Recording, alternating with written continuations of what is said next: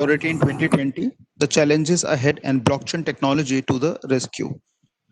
This is going to be the title of the talk for today's discussion. Please feel free to intervene at any point of time when you think concepts are not clear and we shall not move forward again. So this is a brief profile about me. I'm working with USICT Guru Gobind Singh Indraprastha University Dwarka. My mail ID and phone number is there. If you feel any doubt regarding my session, you can always drop me a mail or message me at my number. This is going to be the organization of the presentation, what we'll discuss today. What is the need for security? Few definition of information security. Hackers and crackers information, the government of India's efforts towards security. Some of the contributors and researchers who have done a lot in the area of information security. Then what is a blockchain technology? What is the role of Satoshi Nakamoto in the growth and the emergence of the blockchain technology? Discuss about the virtual lab set up by the government of India, then blockchain, pillars of the blockchain, then sample case study using a Java based simulation. I hope every student, or by and large, most of the students are comfortable with Java language. And then what are the type of the blockchain depending on whatever time we have got at the end of the session. Now, the first thing first, the data security. Yes, it is very important. I think it's a short-term training program dedicated to security. Many of the speakers were already talked on the essence of security. So we say data is a new oil because almost all the top level multinational companies, maybe Facebook, Amazon, Google, IBM, they are after our data. They want access to our personal as well as professional data. We also say in IT industry, data never sleeps because somewhere, some of the companies, maybe it's a bank, any of the financial institutions, the insurance companies, the hospitals, the hotels, the education institution, somewhere somebody is processing our data. So data is on the roll, it never sleeps anywhere. Now, data we normally are classified in two categories. One is a freely accessible data, for which we do not go for any security mechanisms. It's a general data about me, so I don't require any security mechanism. But yes, there is a protected data, my financial data, my credit card and debit card information, my PAN card numbers, my Aadhaar card number, any data which is something which I don't want to share with anyone else. So we move toward the data security and privacy. Now, the biggest question mark that comes for such a data is, can the data be secured? Can the data be protected? Because the biggest problem we face in our IT industry is that data is logical in nature. If we compare our working with IT industry with other industry like cement industry, manufacturing industry, tiles industry, iron industry, there everything is tangible asset, feasible asset. So you can touch it, feel it, and you can use it. But in our case, the data is all logical data. So providing a protection to a logical data is one of the biggest challenge in the IT industry we have got. Now, this is a beautiful quote I found from Chinese art of war scientist called Sun Tzu. I request everyone to please silently go through it for a few seconds.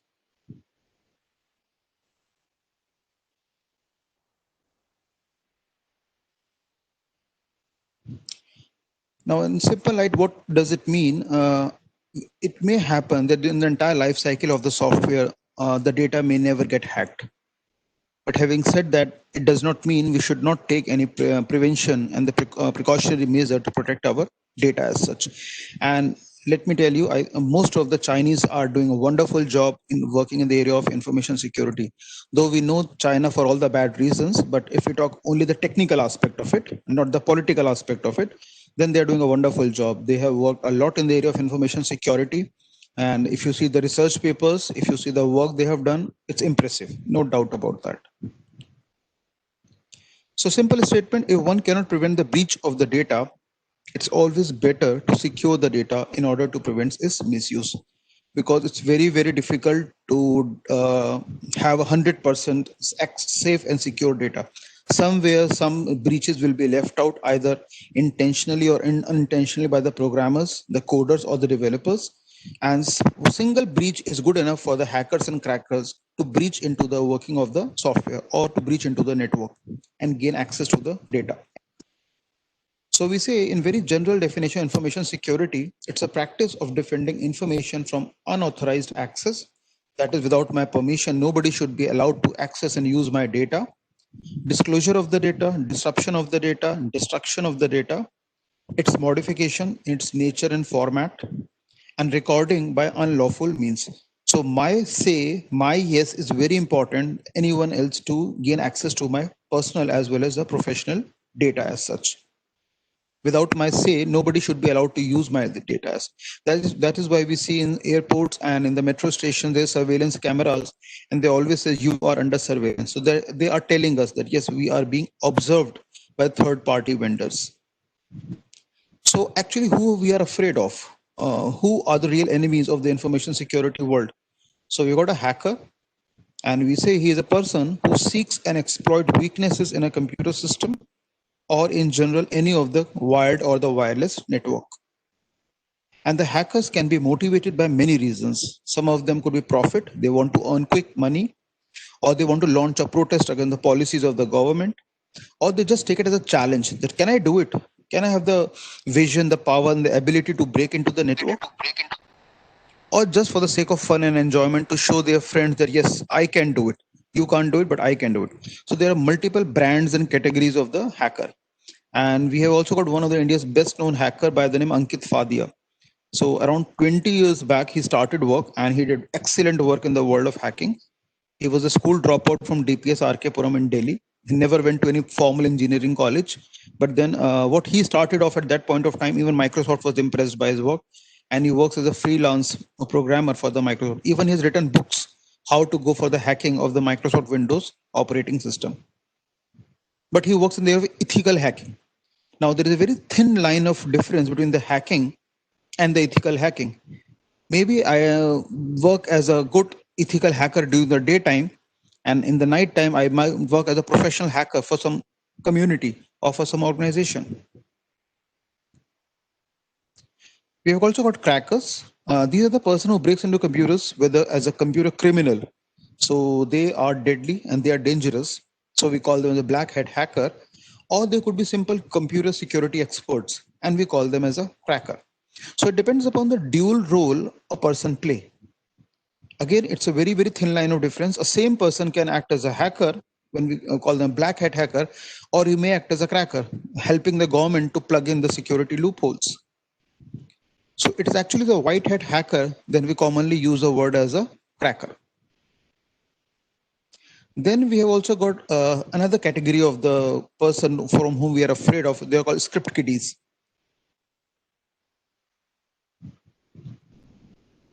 So script kiddie is a non-expert, means that he is a non-engineer, not exposed to the subjects of the information technology and computer science and engineering, who breaks into the computer system using a pre-packaged automated tools, usually written by the third-party vendors, and they do not have a larger understanding of the computer systems. And these are normally, if you look out at the in our scenario, they're normally the school's kids studying in the class 10th to 12th, 10th, 11th or 12th. Because at that age, our energy levels are very high. And IT industry is very tech savvy. It's very fascinating. It's very fascinating to the kids of the school age. And they get impressed by the things. And nowadays, every online classes are also taking place in the computer systems only. So they're using it a lot. Now, at that age, energy levels are very high. It's very important that to channelize their energy in a proper direction. Because nowadays, so many software, so many URLs, so many websites are freely accessible, which the students at that age should not access it. And there are hardly firewalls. So it's very difficult to channelize the energy of these students in a positive direction. And they may get off track, and they may go in the wrong direction or negative direction, and they start breaching into some poorly designed softwares, and they might think, yeah, I have a fun, I have a high, I have been able to do it as such. So they also start venturing into the world of the hacking, and they're usually the outcast of the hacker community. They're not the professional ones. They are not exposed to engineering degrees. They are not exposed to study the subjects properly.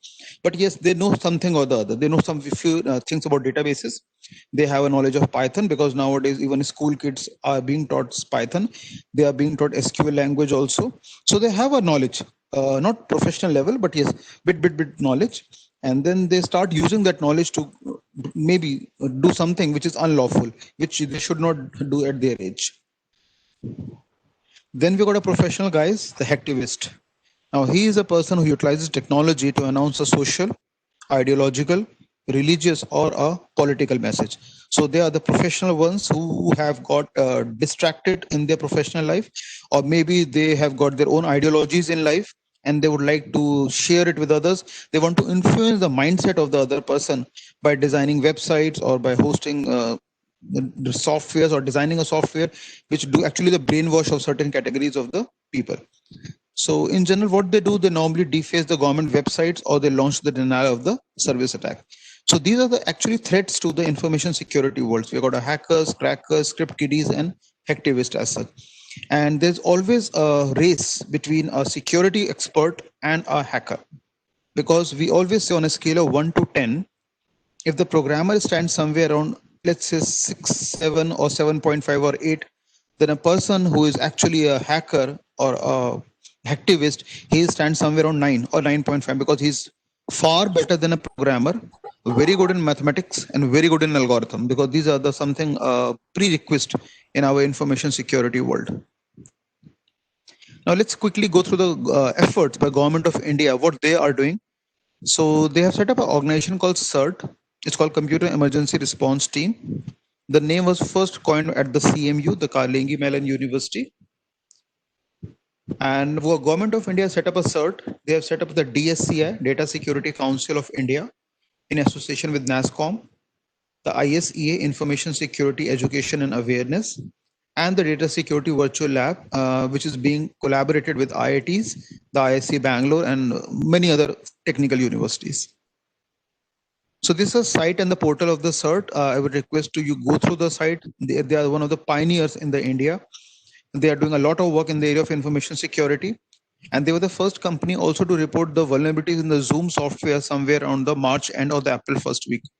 So even those of you who are very good in information security and who want to make a career in the area of information security, maybe you can request your college authorities. They can organize a maybe industrial visit, a one-day visit, and wherein you can go to the CERT and look out at the kind of work they are doing, because they also conduct a small training program in their campus at Lodi Road in New Delhi. So maybe you can talk to your college authorities, a coordinator or the HODs, and yes, you can see the work they are doing, and then can appreciate the kind of efforts being put up by the engineers working in the CERT. Then we've got Information Security Education and Awareness, ISA. They're also doing a lot of good work on behalf of the Government of India.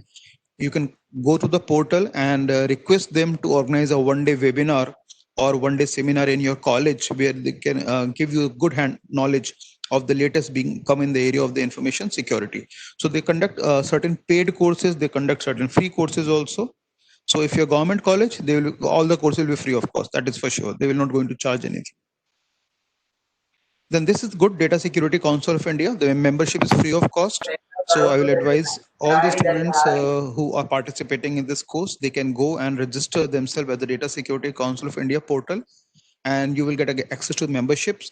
They will keep on subscribing to the various journals and the newsletters and the e-magazines about what all is happening in the area of the information security, cyber security, different mitigation techniques which are coming up. They keep on sharing all this information almost on weekly basis.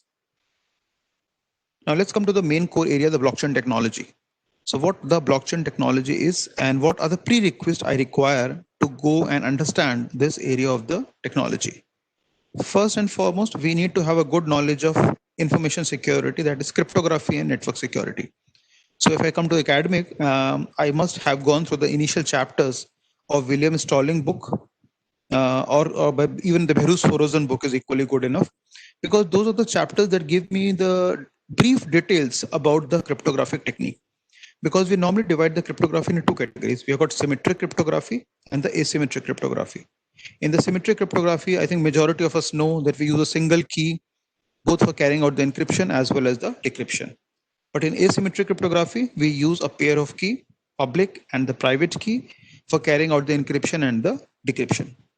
In simple terms, encryption means conversion of the plain text to ciphertext, and decryption means conversion of ciphertext back to the plain text.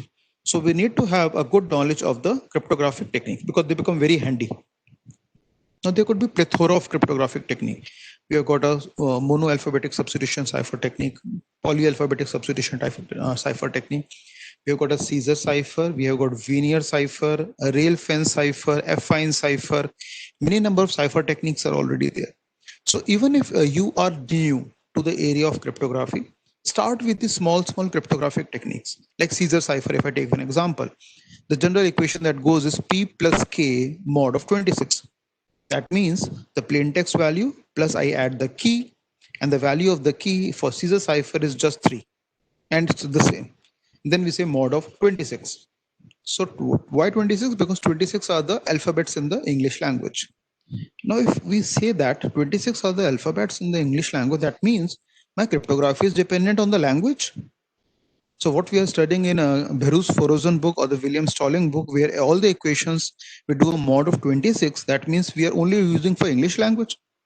So what if I do a cryptography in French, German, Spanish, Italian, because these are the language different from the English.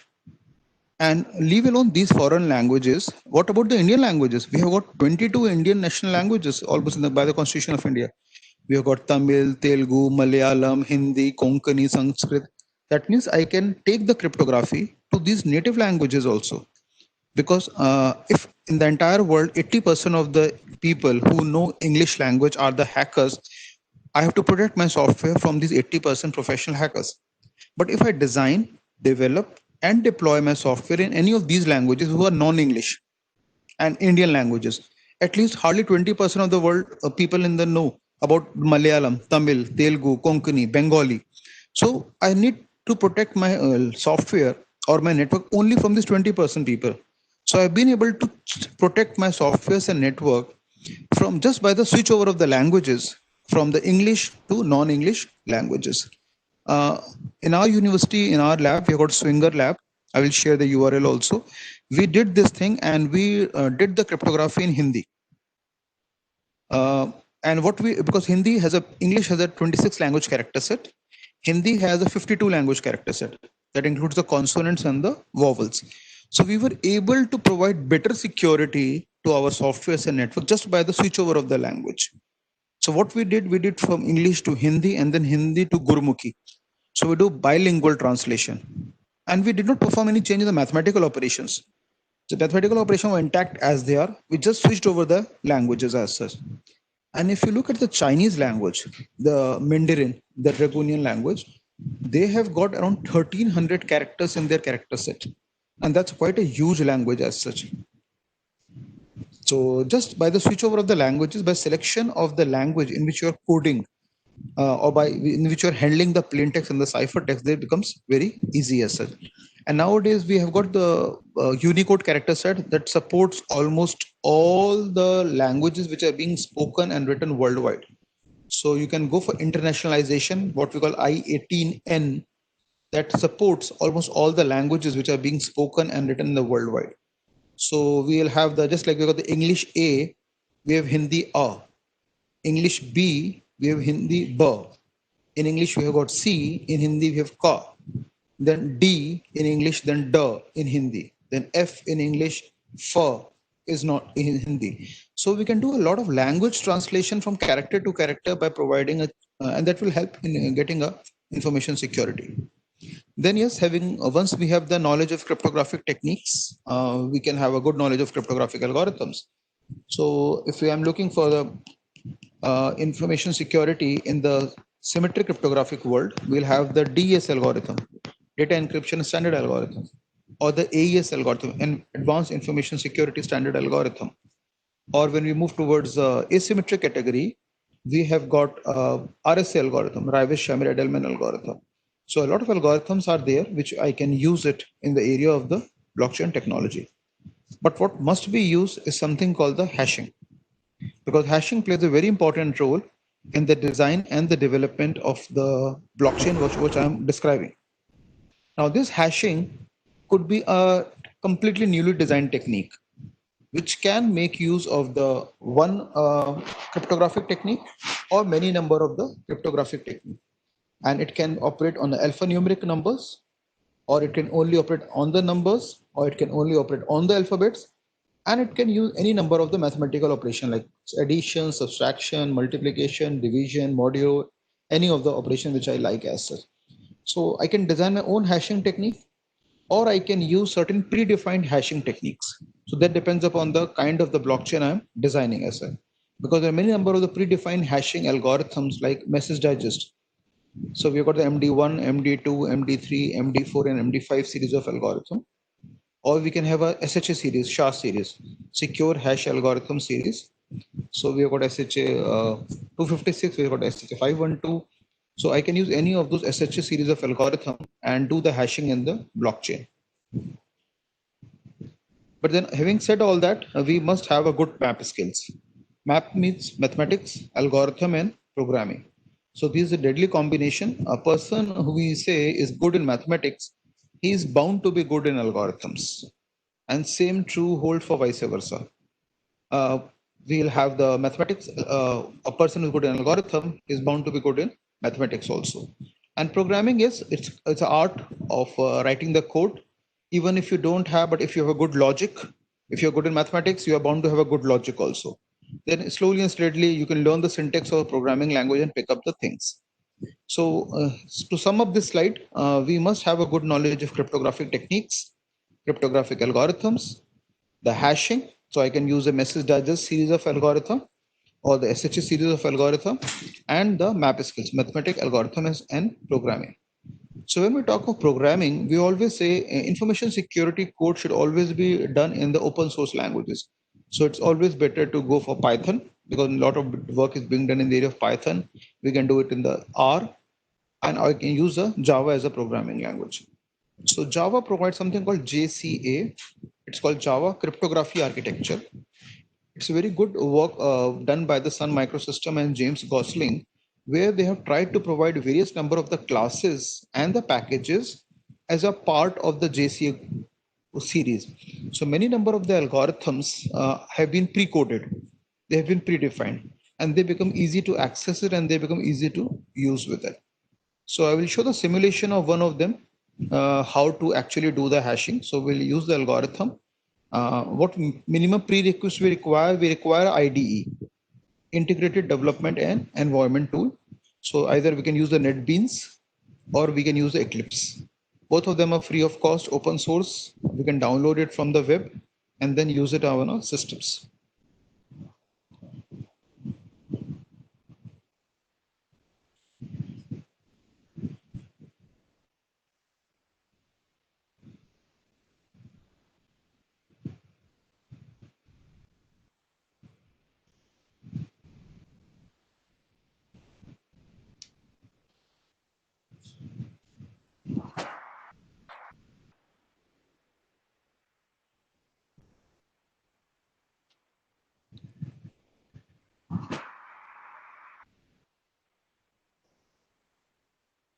Is the code visible?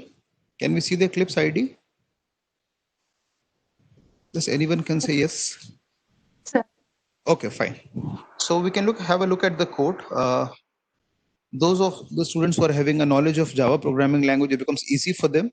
But even if they don't have, I will try to explain the code in a simple manner so that it becomes easy to understand with. Now, first and foremost, we can see at line number 3, we say import java.security.messagedigest. That means what we are doing, we are importing all the classes provided to us as a part of the message digest security package. So import java.security.messagedigest. Then we start with the class name, public class name, and then we come to the main function. Now, this is a formal declaration for the main function. We always say the main function should be declared as public so that it is accessible to all the classes and the packages outside the class, as well as the main function become accessible to the Java virtual machine, which is a part of Java runtime environment and can directly make a call to the main function. Then we precede the main function with the keyword static. Because if you compare the Java with C++, in C++ main function is declared outside the class. So my runtime environment can directly make a call to the main function. But in the case of Java, main function is encapsulated in the class. As a result, JVM is directly not able to make a call to the main function in one hop. So what we need to do, we need to make main function independent of the object of a class. And that we do it by preceding the main function declaration with a static keyword. Because now the JVM can directly make a call to the main function by its name itself. Void, we are all familiar, it's a return type, so nothing to discuss about it. Then main is the name of the function. Now in Java, everything by default which is received from the command line argument is string type. So what we do, we declare a string array by the name args. Now Java also advises us that whenever you are trying to do cryptography, when you're trying to access the network, when you're trying to do database connectivity, always make sure that your code is written within the try catch block. So either I can write my code within the try and hand it with the catch, or I just use the throws and the exception. And my exception superclass will handle all the exception that might arise during the execution of the program. Then we receive the plain text from the user, what he would like to generate a hash of. So arg0 will receive the runtime argument from the user. We store into a string class variable called str. We display what we received from the user, the plain text. So next is the SOP statement in the line number 10, system.out.println. The original plain text for the hash generation is, and we display the str. So we display the user what he has given to us for hashing. Then another SOP statement, system.out.println statement in the line number 11, attempting to calculate message digest. Then we come to the line number 12. Now from the line number 12, it's very important because this is where the actual hashing will take place. What is the first thing we do? We make a call to the get instance function of the message digest class. Now message digest class has already been imported in the line number 3. So the class is accessible to our program. Now this class has a predefined function called get instance. So I need to specify that I want the instance of which of the algorithm which can generate the hash for me. So I can MD1, MD2, MD3, MD4 or MD5. So I specify that I want the instance of the message digest 5 algorithm. Now in Java, we all know everything happens onto the right hand side of the assignment operator. And the return value is stored into the left hand side. So on the left hand side of the assignment operator, we have got a message digest class variable called MD. Now this MD holds on to the return value of the MD5 algorithm. That is the instance of the MD5 algorithm. So this is the MD which is currently act as a pointer and pointing to a location in the memory where instance of the MD5 algorithm has been retrieved. Then we come to line number 13. Now this our MD5 algorithm here usually operate on bytes rather than on the strings. So what we do, we have received the command line argument, the plain text from the user in str variable. So on the str variable, we make a call to the get bytes function and we pass the encoding scheme. That on what encoding scheme you would like to fetch the bytes from the string. Now, if you look at the character set which is being offered by programming languages, C and C++ go for ANSI and extended ASCII. Java uses a Unicode character set, which is 16-bit wide character set. But nowadays we have got using a new character set called UCS, Universal Character Set, which is a 32-bit wide character set and supported by XML language as of now. But this is a character set which is now being started supported by Java also. So we have to specify the encoding scheme. So UTF, Universal Character Set Transformation Format. So we need to have the which kind of encoding scheme? 8-bit encoding scheme, 16-bit or 32-bit encoding scheme. So we are using here 8-bit encoding scheme, UTF-8 format. So we fetch the byte from the string as per the UTF-8 encoding scheme, and the resultant we store into a byte class array called as a BA. So now BA holds the byte representation of the string provided as an input by the user, which is the plain text. Now we need to pass it to our MD. What is MD here? MD is a pointer, though we don't use the word pointer in Java, we call them a reference variable. MD is a reference variable holding onto the instance of the MD5. So we make a call to the update function. Where is the update function? It is in the message digest class. So we say md.update and we pass the byte content of the plain text to it, to the update function. So they're being passed as a content to it. Finally, in the line number 15, once our MD is ready, it has been updated, we make a call to the digest function to generate the hash value for us. Now, since everything is being dealt in bytes only, so we create another byte class array called a digest. Now, this will contain the hash equivalent of the plain text provided as input by the user, and this has been generated using a MD5 algorithm. If no problem arises, no exception is being thrown, then we display line number 16, SOP result is success. And then we display the hashed value to the console window also. So we say system.out.println hash text is, and we display the string equivalent of the byte, which is digest as such. So some of the characters will be visible, some of them will be in the bytecode format. And then everything goes fine and well. Then we close and come to the closure of the program. Program execution was successful. Now to run this program, we need to provide a plain text as input to the user, right? So what we do, just like we normally execute the Java program, you go to the package explorer window, come to the Java file which you want to execute, right click on it, run as, and we say run configurations.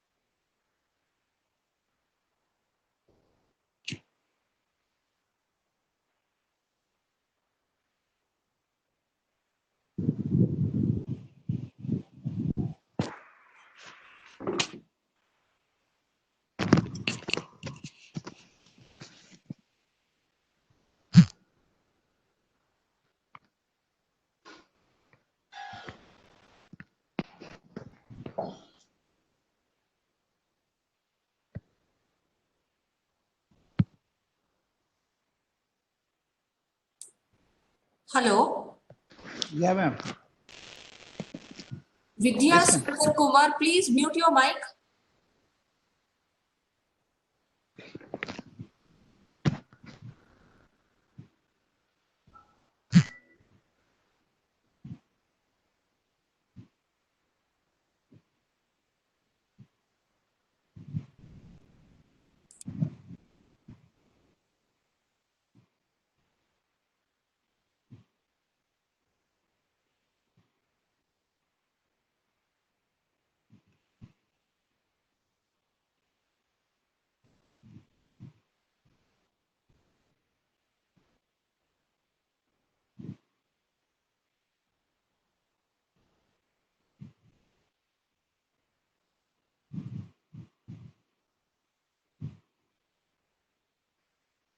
So let me restart the Eclipse once again because the problem is the run configuration. So we'll come back to our presentation and then restart it again.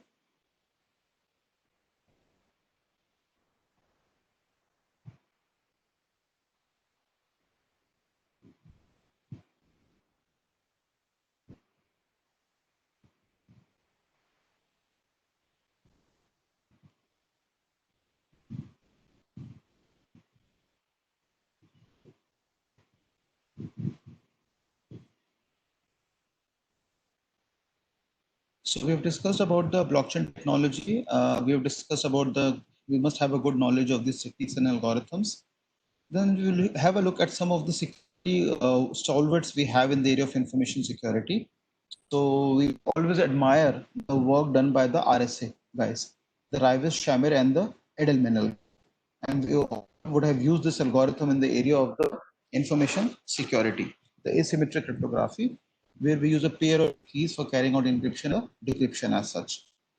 Now, we do not have a Nobel Prize in the area of the computer science.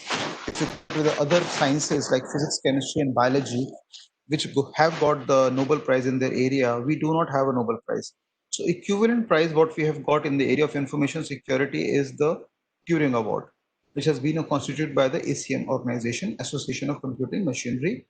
So they started the work way back in the 1965, and right now it is 2020. So almost 55 years have gone by, and you'll be surprised to know, you'll be rather strange to, I should strange to say, that in these 55 years, considering the intellectual powerhouse we have got in India regarding the working day of India, IT industry, we have been able to get only one Turing Award, and that too way back in the 1994, and it was awarded to Professor Raj Reddy, who was working in the area of the artificial intelligence. So, and it's a huge prize money, almost equivalent to the Nobel Prize, Peace Prize money as such we have got. But we don't have a Nobel Prize in computer science, so we have got something called Turing Awards.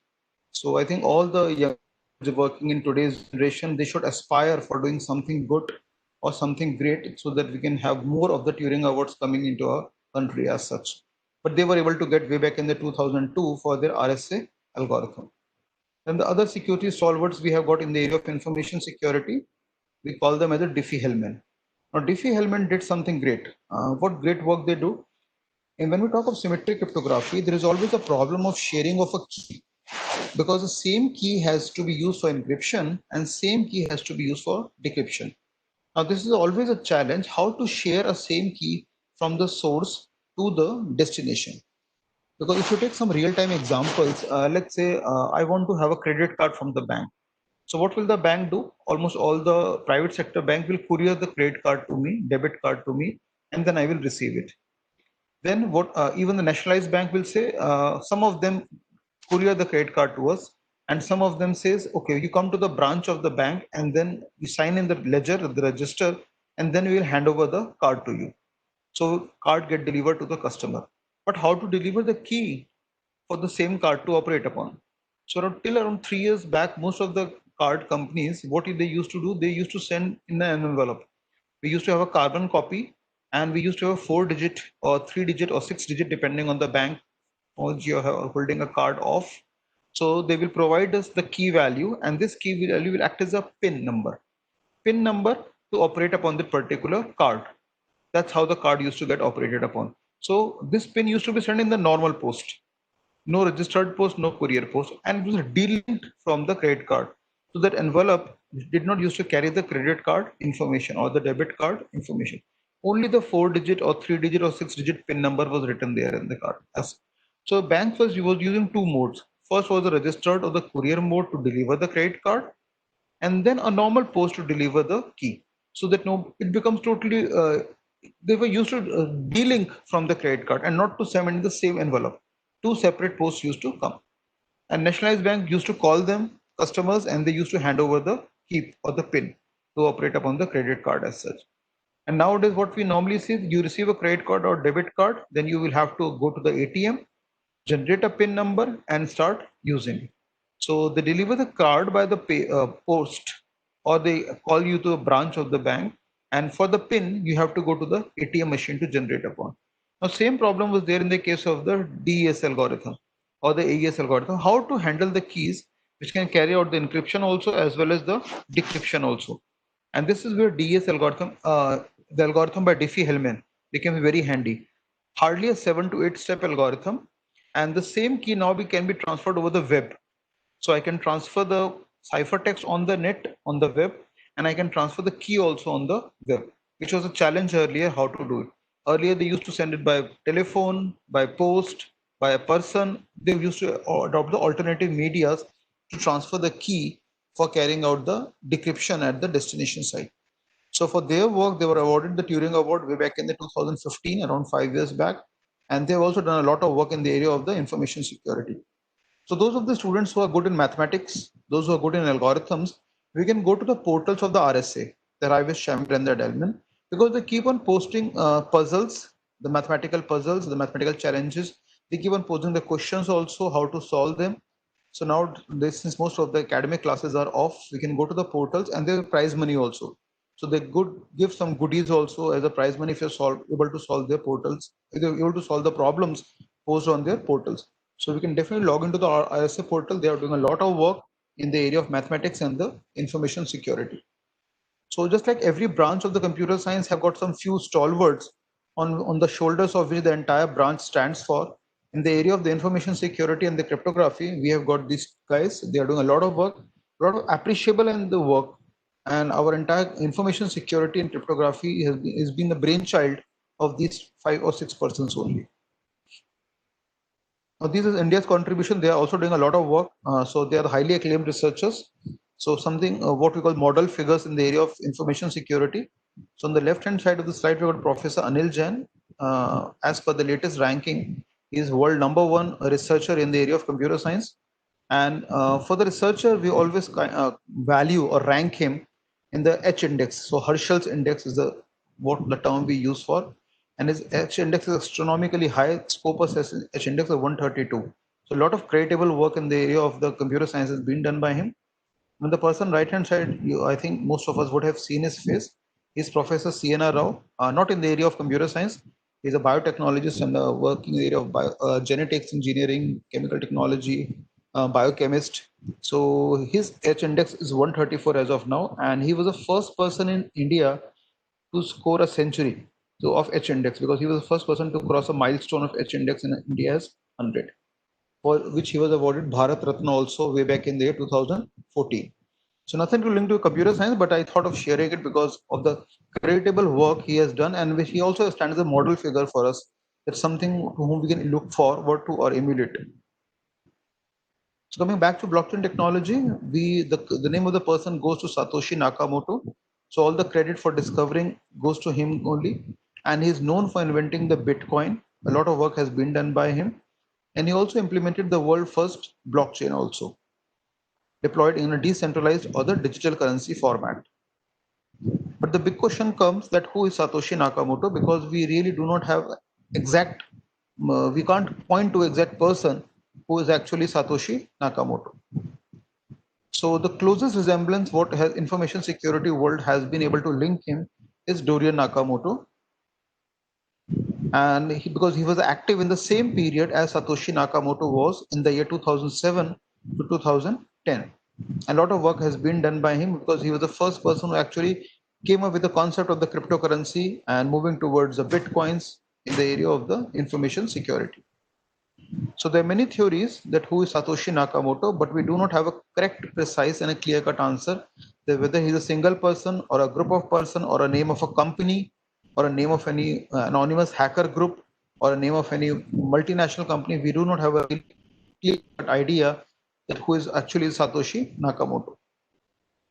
So we can look at some examples. We've got something like Bitcoin, which is actually a cryptocurrency based on the blockchain technology. Now, blockchain is a technology which can be applied to multiple areas. I can apply it for securing the information about the students in educational institution. I can use it for securing the information about the patients in a hospital management system. I can use it for securing the information about the passengers in the railway reservation system or in the airport, the aviation sector as such. So there is a multiple application of blockchain technology. Cryptocurrency is just one of them. It's not the only application. It's one of the many application where I can deploy or I can use the blockchain technology. So it's a decentralized digital currency without any single central bank or a single administrator that can be sent from a user to user on a peer-to-peer Bitcoin network without the need for any intermediary. So we don't require intervention of the third-party vendors as such. And all the transactions are verified by network nodes. So all the machines, they can verify the transaction through cryptography and record all the information in a public distributed ledger called as the blockchain. So if you go to any branch of the bank in a physical manner, we can always see a clerks or the accountants working there, storing all the information in a ledger earlier. Nowadays, everything being information stored in a digital format as well. But these are the person who are actually managing the things on behalf of the bank. But here we have a software deployed on the nodes who will go and record all the information in a public distributed ledger called as a blockchain. So we can have a look at the world first block of the transaction, which was mined by Satoshi Nakamoto.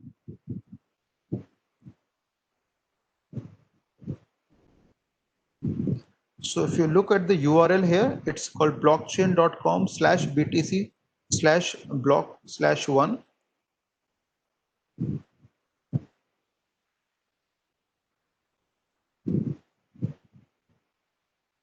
So I've shared the URL in the chat box also. So if you look at this, is a world first block one.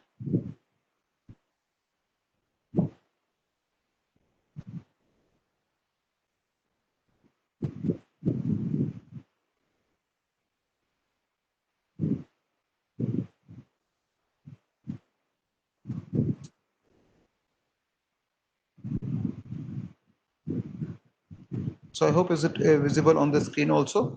So this is the first block which was mined, and we can look at the date It's 8:24 a.m. on the 9th January 2009. And this is a hash value which got generated for this particular block. And we can also have a look at the latest block being mined.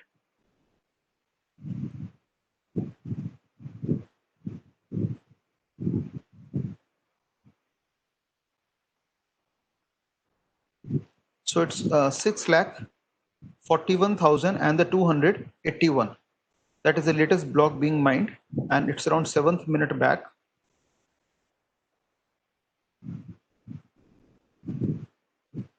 So I'm sharing the URL for it.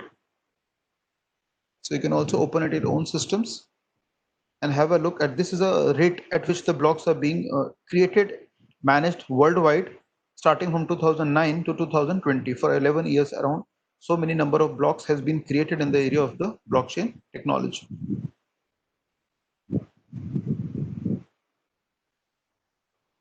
Now let's come to understand the concept of the mining of the bitcoins, or the mining of the bitcoins created using a blockchain technology. So miners can be defined as an accountant who records every transaction to the blockchain. So this is a person who keep on keeping a track that what all transactions are happening around the world. The concept is simple. We require a proof of payment that will be important if you want your payment to be the valid payment in the area of the cryptocurrency. The miners are the one who will keep a record of the payment, and these are not the persons. They're all the softwares running on the different nodes of a network that has been created using a blockchain technology. So we say they're the record keepers who keeps the system updated for the new payments as well as the existing transactions. So summarizing it, we can say mining involves creating a hash of a block of transactions that cannot be easily forged, and we are able to protect the integrity of the entire blockchain without the need of any single centralized system.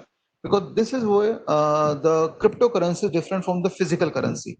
In the case of physical currency, the notes, we know in India we've got Reserve Bank of India, who is a single centralized authority and the entity who keep a track of all the transactions being done, and they are the umbrella organization for different branch of the banks. We have got various nationalized bank as well as private sector bank, and they all operate under the purview of the Reserve Bank of India. So they deal with the currency in the physical format.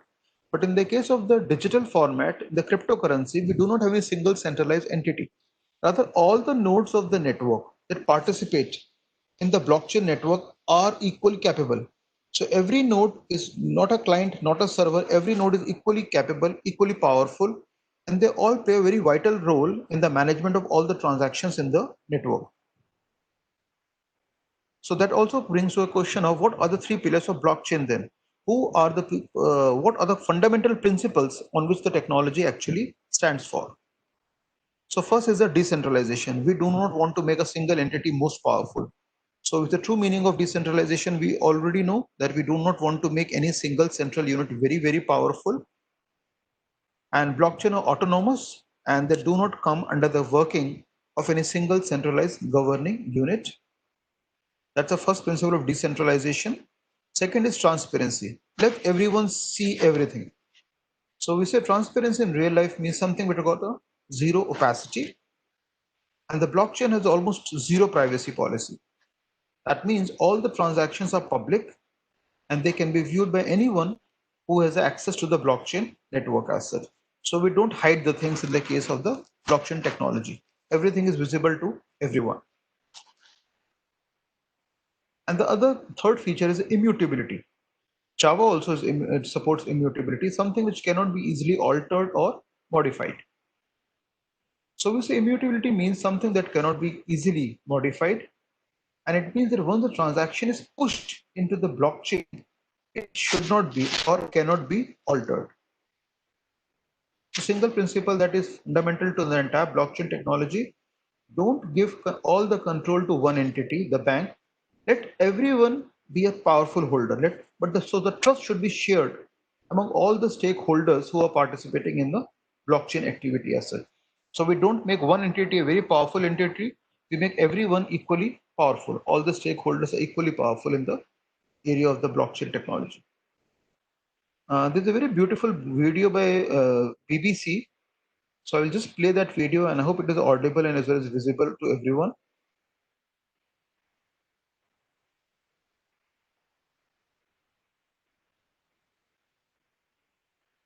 Is it audible? No, it's not audible. Okay, I will, right. I will share the URL also so that you can open it at your own end also.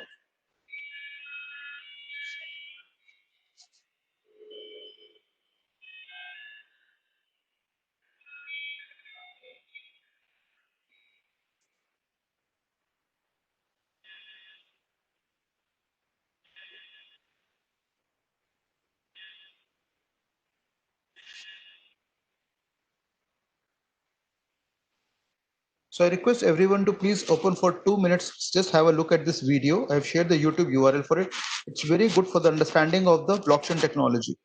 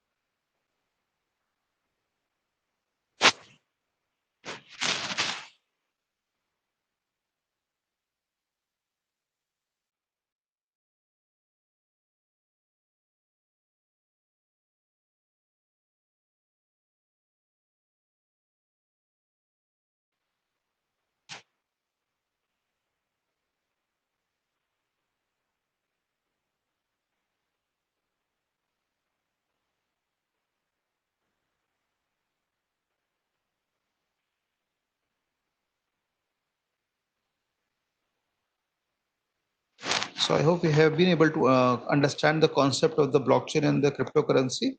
That's a very beautiful video which explains the intricacies of the concept. That what all the blockchain technology is all about, or how does the cryptocurrency work in a real-time scenario. Now let's look at technical aspect. Once we have seen this video, most of the things would have got cleared in the mind that what actually is the cryptocurrency concept and how every node play a very vital role in the carrying out transactions in the blockchain network. Now, having seen the video, now let's come to the technical aspect of it and see how the blockchain actually gets created. So we'll take a very simple visual example onto the slide, and we'll see start from the first block to the last block that how the blockchain gets created. So in the very first, we'll have a single block, what we call the B. Now this is the very first block of the network. So we also call it as a Genesis block.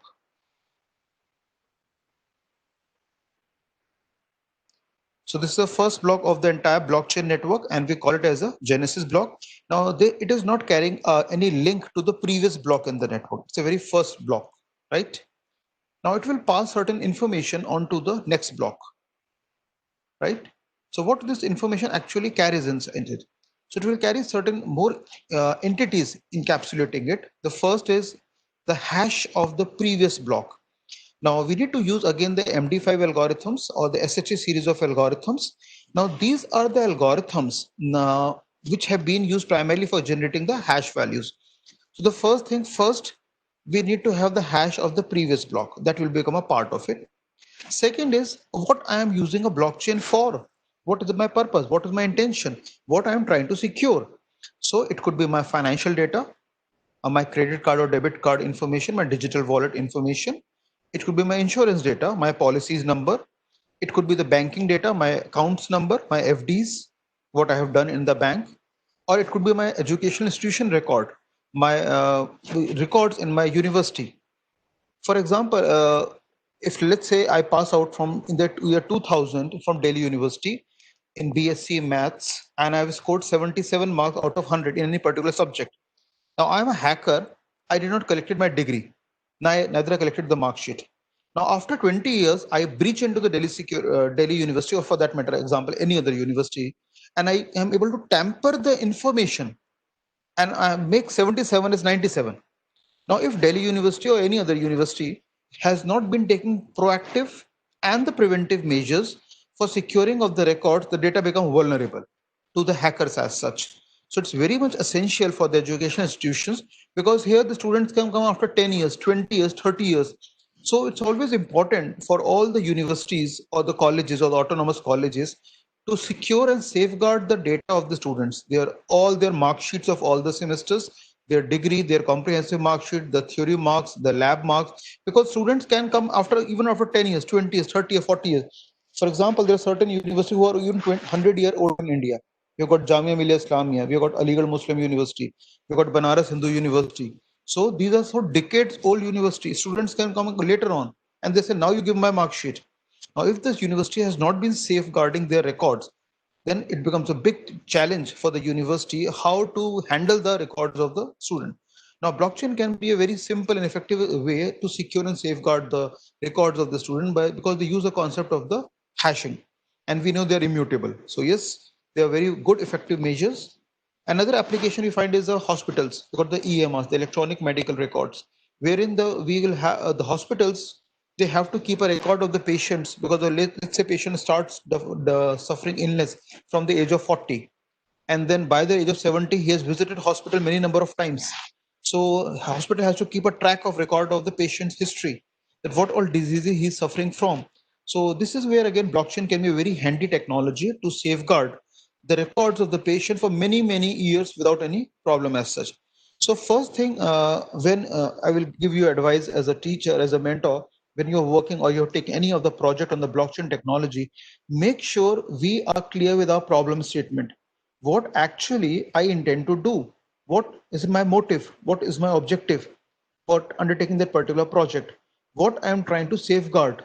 Is it a hospital management system, the airplane management system, the railway reservation system, the educational institution, for whom I am developing my application for? So that should be very clear in our mind. Second is what kind of hashing technique I need to employ. Do I need to use the MD5 series of algorithm or the SHA series of algorithm? But then having said that, one thing should be clear in our mind, that these are the algorithm whose working is in the open source. Means I can browse on the web and I can see the working, how this algorithm work.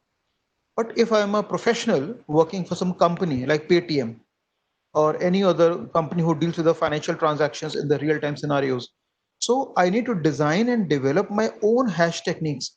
I cannot use the predefined hashing technique already available as a part of the open source because it is known to the hackers. So they can launch the attacks onto my data. So I need to protect my data. For example, I'm working on Paytm. I need to protect the data of the digital wallets. Or if I'm working for a bank with the financial transactions happening, I need to provide a security to the credit card or debit card information. Because we must realize that if certain hacking take place, if the data gets stolen from the bank, we cannot blame the bank because bank is a physical entity and almost all the bank have outsourced their dealings to the IT companies. So you've got Infosys, the Wipro, and many other TCS, many other companies, the Tech Mahindra, who are working for the banks. So they are taking care of the bank's financial transaction business. So if my data gets stolen, I cannot blame the bank because for bank is just an entity. But actually, these IT companies are managing the business of the banks. So it's actually the bank who we should not blame the bank, rather the IT companies are responsible and they should shoulder the responsibility that they need to protect our data before it being stolen or hacked by the professional hackers.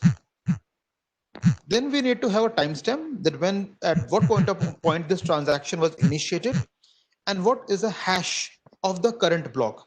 So every data that moves from one block to another block will carry this minimum 4 essential information.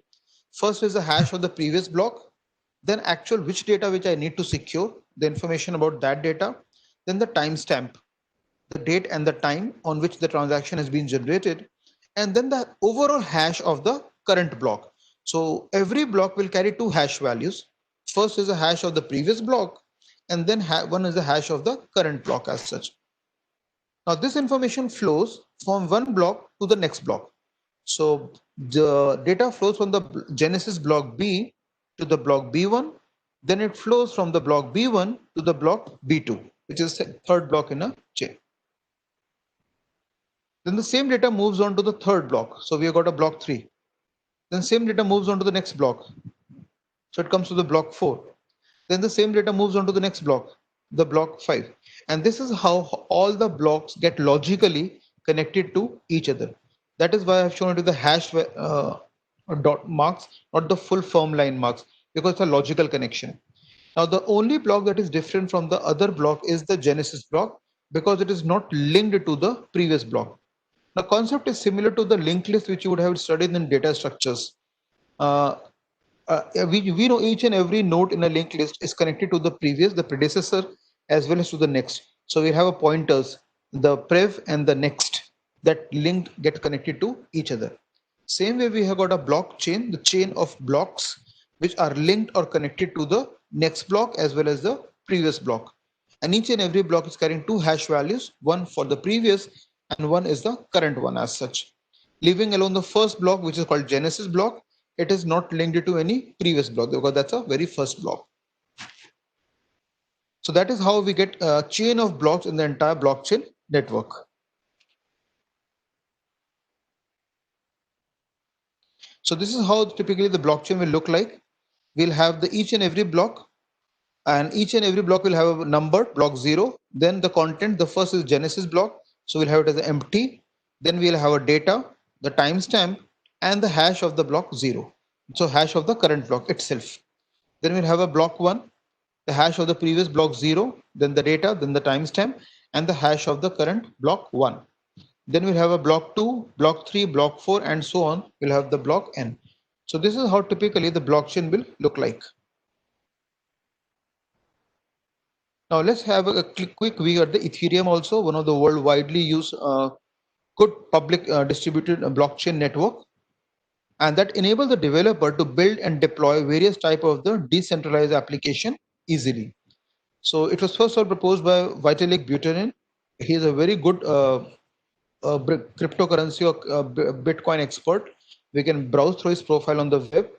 A dropout from the engineering college, a very young lad who has done a lot of work in the area of the cryptocurrency and blockchain technology. So Ethereum helps in designing and issuing the cryptocurrencies and tradable digital tokens in a blockchain network. So this is how typically a typical cryptocurrency based blockchain exchange will look like. So we can go to the binance.com/en. So we can have a quick view of the things, that how we can use it onto the web. I will share the URL so that we can have a quick view of it, the things there.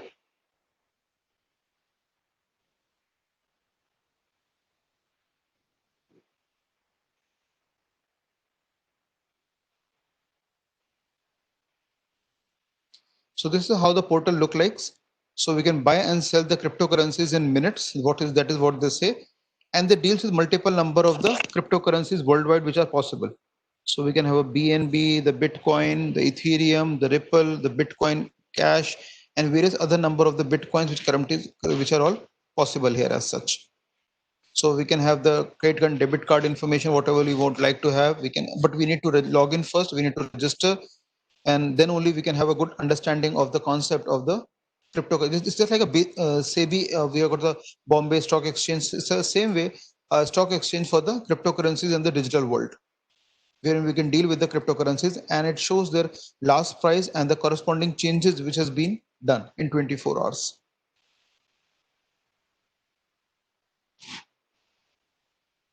So if you register there, you will get more access to the information as such.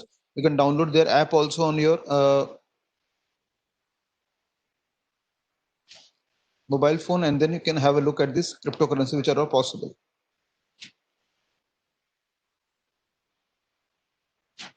So coming back to the presentation. Now, India has also made an effort in this direction. We have got the State Bank of India's blockchain. It was founded way back in the 2017, and the various multinational banks currently operating in India, both public and private sector banks, the ICICI Bank, the State Bank of India, Punjab National Bank, Indian Bank, they're all part of this conglomerate, and they're all working together. The portal is bankchaintech.com. We can have a look at it at our own end as and when we are free. So it's a conglomerate of various banks who are operating together. But as of now, the transactions have been not legalized in India as of now. But yes, in a sooner or matter, maybe in a few months or year, there is a once we get a green signal from Reserve Bank of India, then all these blockchain network will be accessible, and these currencies can be traded in the cryptocurrencies. It was done for a short while of time by the RBI, but then again they disallowed it, and as of now, it is not legal in India. We have got an equally term called smart contracts introduced by the Nick Szabo. That's a very important part of the blockchain network because it helps to detect the user or anyone and can avoid the frauds of a middleman, because our blockchain network is also susceptible to various threats and attacks in the networks. In information security, there are many attacks. Some of us we are already familiar with, like we'll have a man in the middle attack, we'll have a brute force attack, we'll have a dictionary attack, we have got the birthday attack, we have got masquerading, we have got spoofing. So various kind of the threats and vulnerabilities already exist into the system. Now, when we talk of the word threat and vulnerabilities, there's a small difference. Vulnerabilities are something which is the loopholes left by the programmer when he's writing a code in C++ or Java or Python or any other language for that matter. For example, proper exception handling has to be done, but he did not do the exception handling. Or when he was handling the database connectivity, we need to open and close the database connections after the records have been inserted into a table of a database. We did not do that. Any of the shared processes were not properly handled. So various loopholes in the code are left intentionally or unintentionally by the programmers. Especially these kind of codes are while you're accessing a network using a TCP or the UDP protocol, or what we call socket programming in Java.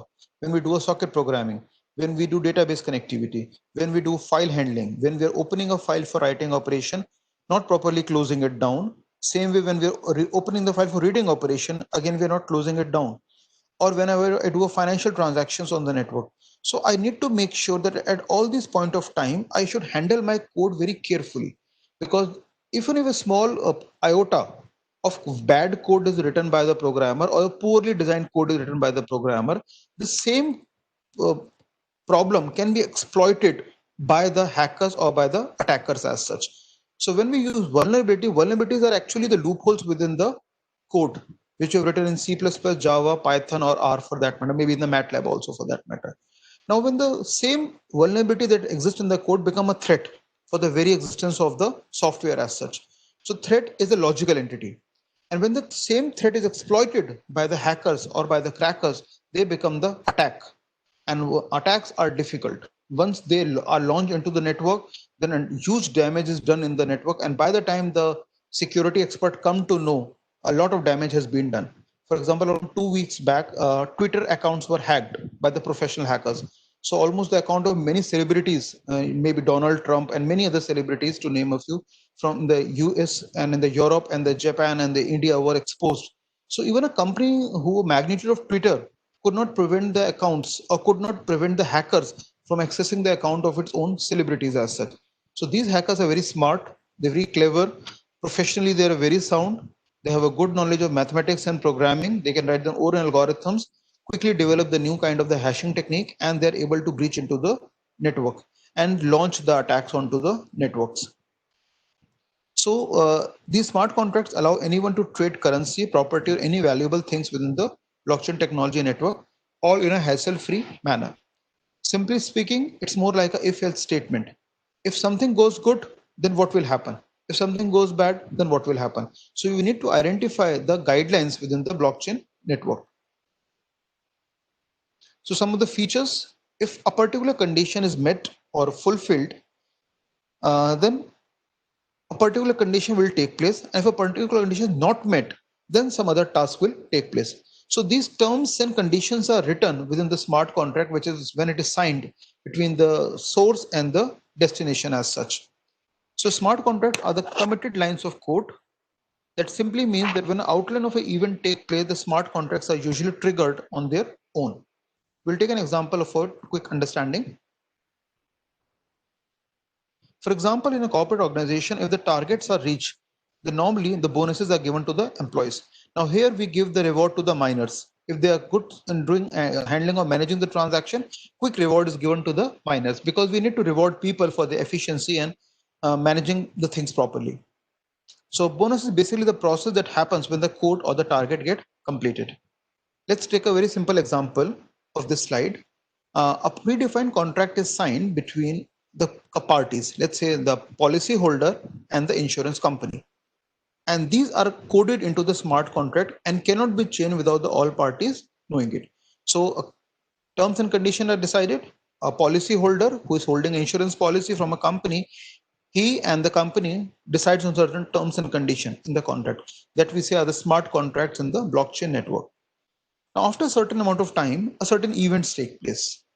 Now, these events could be like the, let's say, fire in a house or a fire in an office. Now, the smart contract quickly will get executed and automatically, based on the pre-agreed terms, they're executed. And the payout is given to the person, the policy holder, who has got affected by the fire that has taken place in his house or in the office organization as such. That is what we are trying to say. In a smart contract, of each and every term will be clearly defined and everything will be done on its own. So we don't require a policy holder to go to the branch, file the FIR and do everything as such.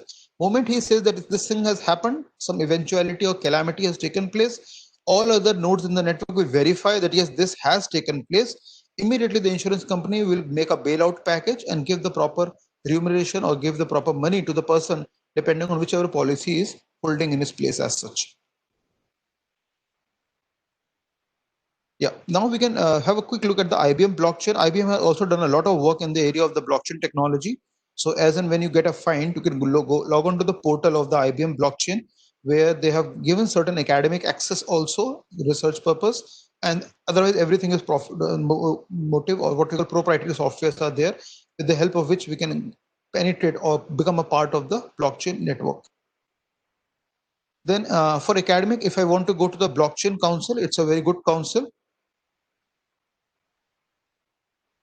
Now, this is the organization that take place they've got various educational degree programs. They've got the certificate courses also. If I want to make a career in the security world and specialize in the area of the blockchain technology, I can go to the Blockchain Council. It's called blockchain-council.org. And then I can have a look at the multiple number of the courses offered by them.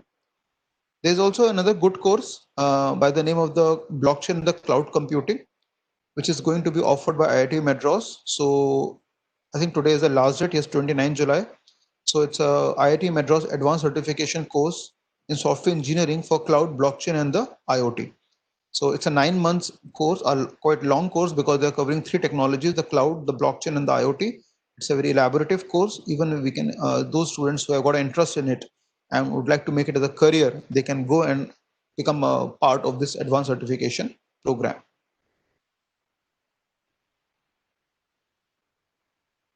Now, Government of India have also set up a lab called Virtual Lab.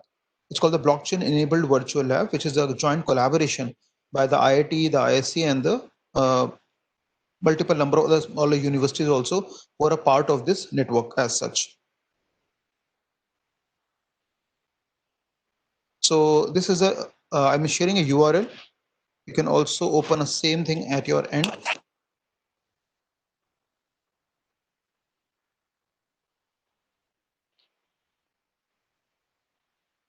So I hope it is visible on the screen. Is it visible? Anyone can say yes or no quick? No, sir. It's completely gray screen. Right. Let me quickly share it.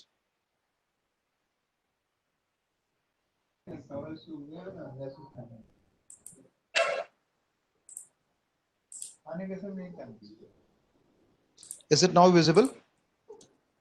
A quick yes or no? Yes, sir. Yes. Fine. I've shared the URL also, so the students can open in their own screen also. So this is a very good virtual lab, and they have given certain experiments. So let's have a quick demo of the first experiment here, blockchain valid exercise.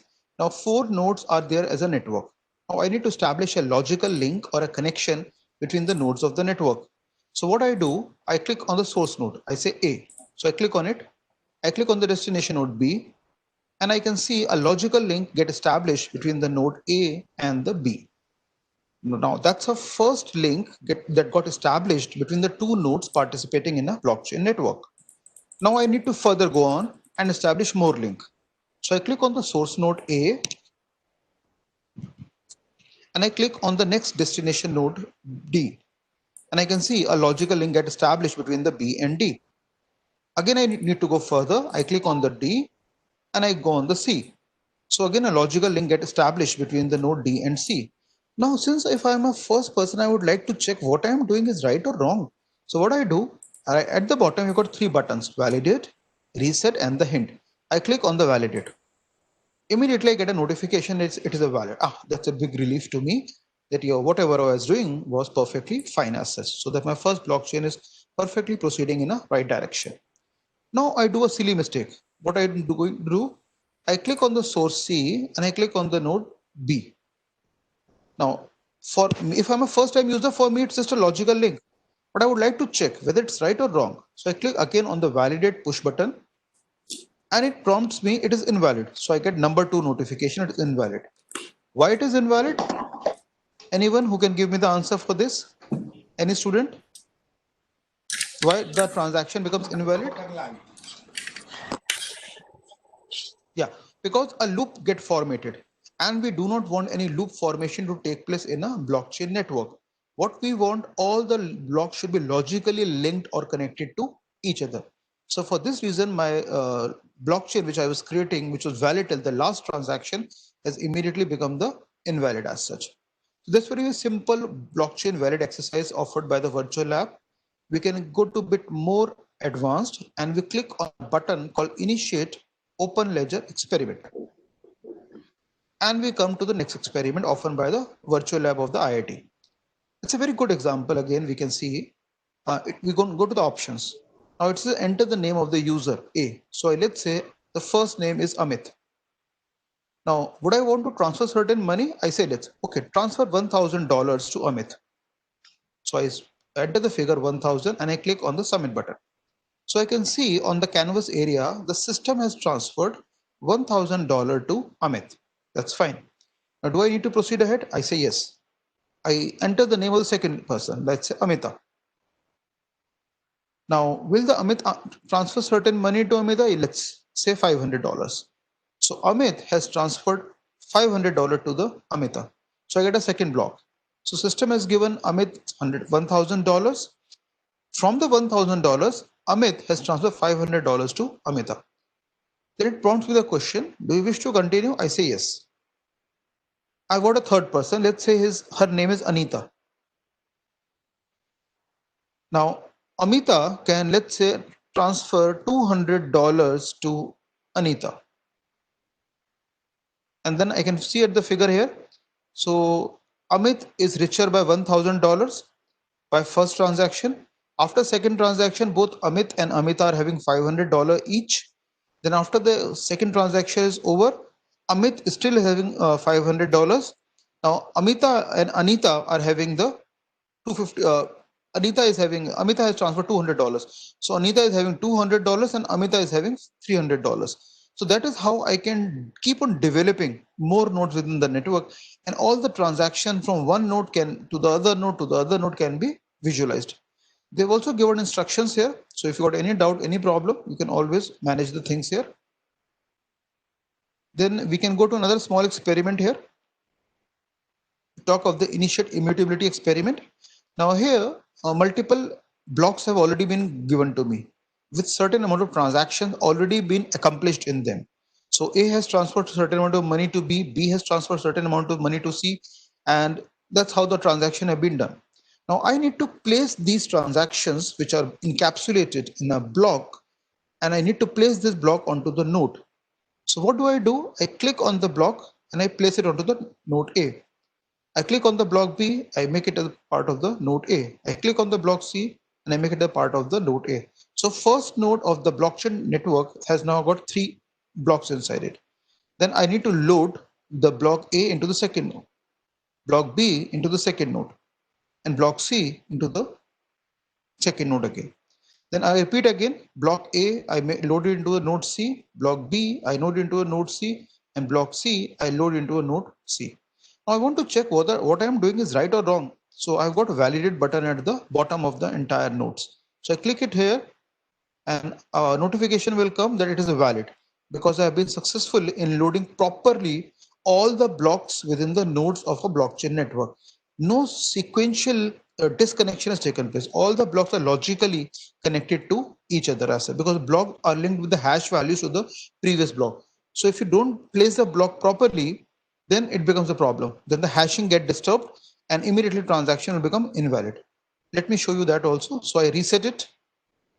So I load the block A into the node A, block B into the node A, block C into the node A. So all the blocks are logically connected to each other with the corresponding hash values, because we have seen the first block was the genesis block, which did not hold a hash value of the previous block, but all of the successive block were holding onto the hash value of the predecessor block.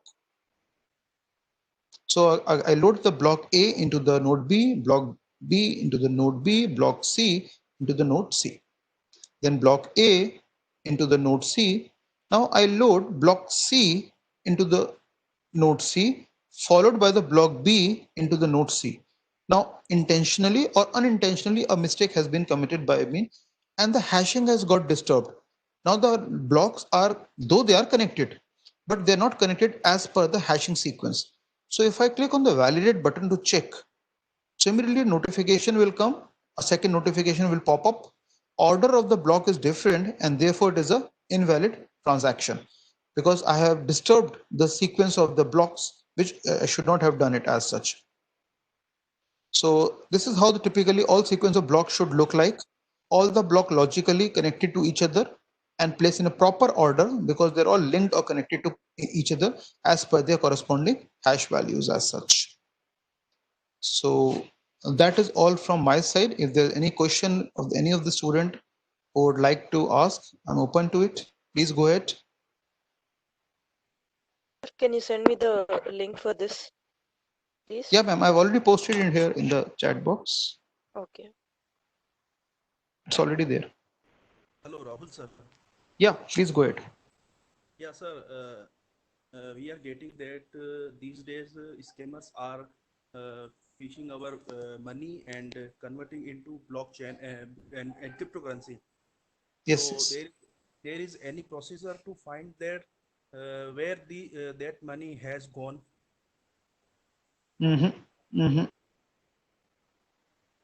We don't have. You of the country who has no access to the things, you will not be able to come to know, because they're very smart. And whatever we discuss, because it's a part of the security training program, even I can discuss whatever we do here. It's hardly 25% of the work done on the surface web. 75% of the work which is illegal is all done into dark web or darknet. We normally use Tor web browser for going into darknet. So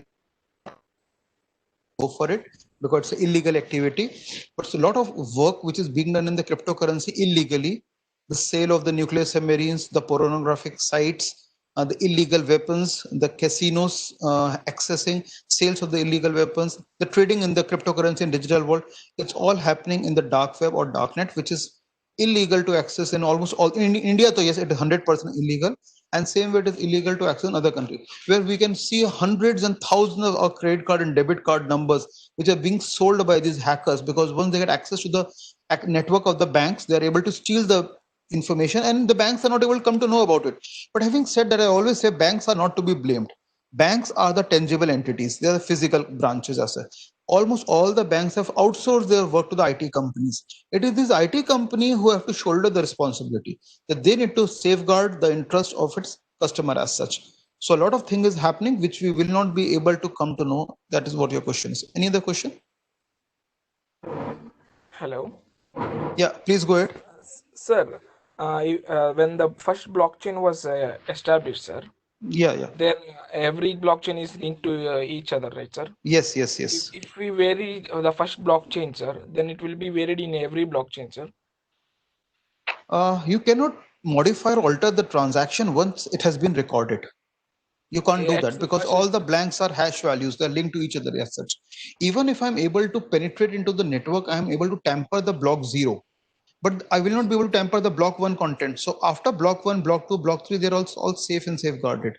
So only the first Genesis block that was recorded somewhere in 2009 by Satoshi Nakamoto. So there is no point in modifying that block.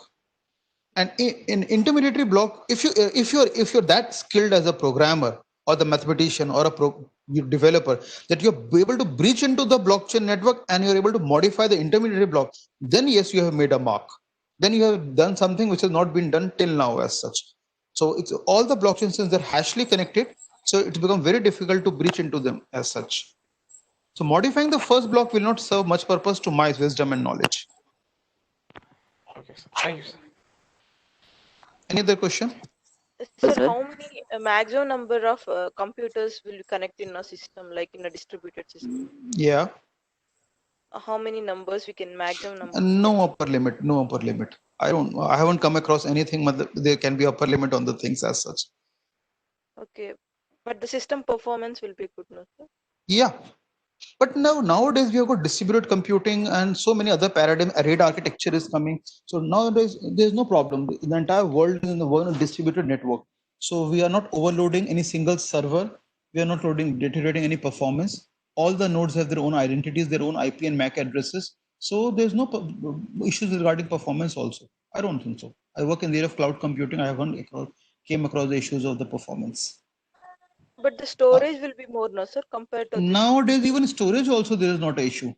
Now almost you see with the advancement in the nanotechnology and embedded systems, the storage is much more cheaper and widely available, which it was 10 years back.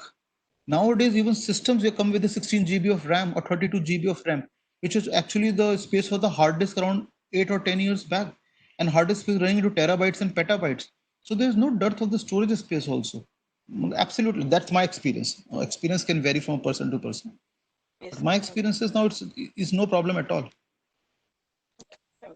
Before we wind up, let's have a 1-minute demo of the Java program which we left. For some reasons, it was hanged up.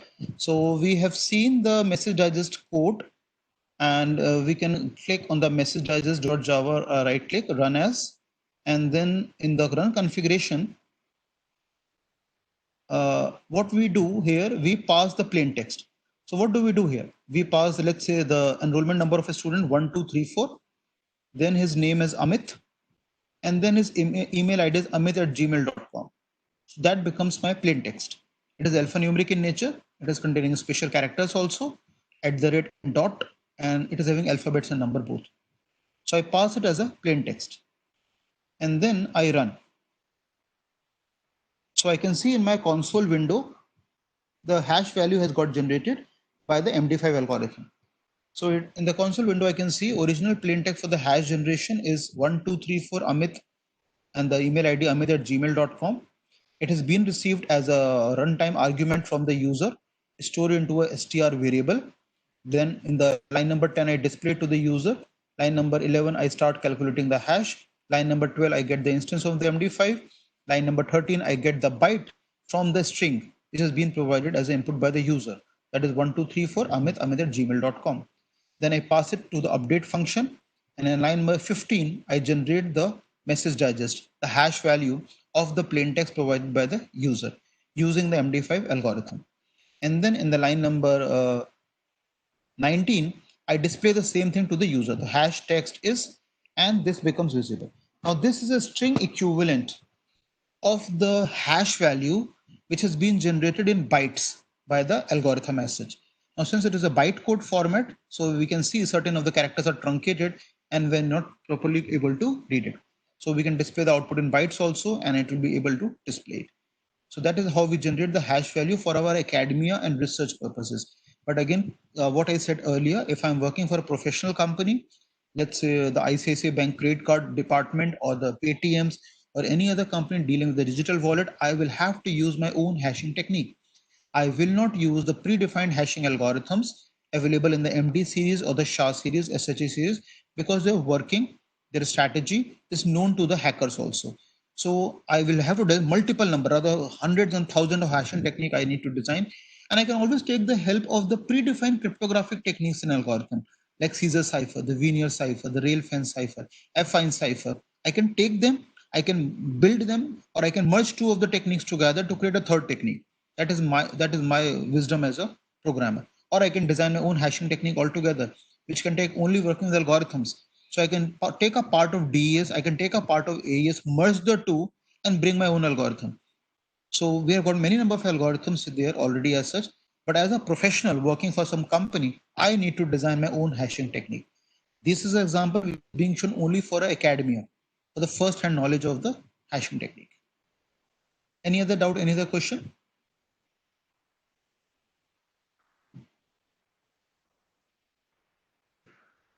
Hello. Yeah, please go ahead. Hello. Yeah, please go ahead. I'm listening.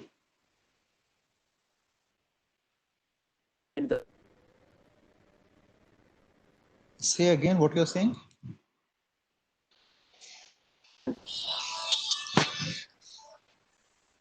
I should open the slides. Sorry. I'm not able to hear what you are properly saying, but still you are saying something about slides. Yes, I open the slide. You want to ask some question?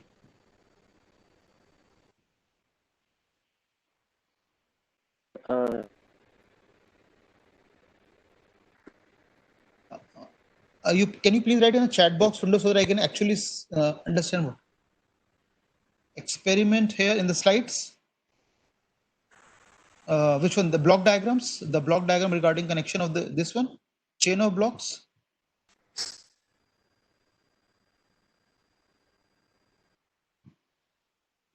Can you please write in a chat box so that I can actually see what you are trying to ask me?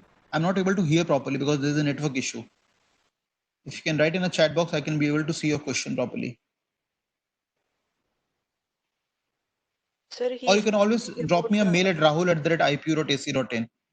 Sir, he's asking about the VLabs, I think, sir. Initially, Oh, virtual labs. Virtual labs, I've already Yeah. shared the URL in the chat box.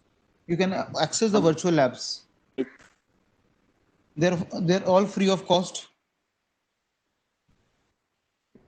I've shared my number also together with the email ID. So if you got Yeah. any doubt regarding any of the session, you can always drop me a mail or message me. I'll be more than happy to help you out.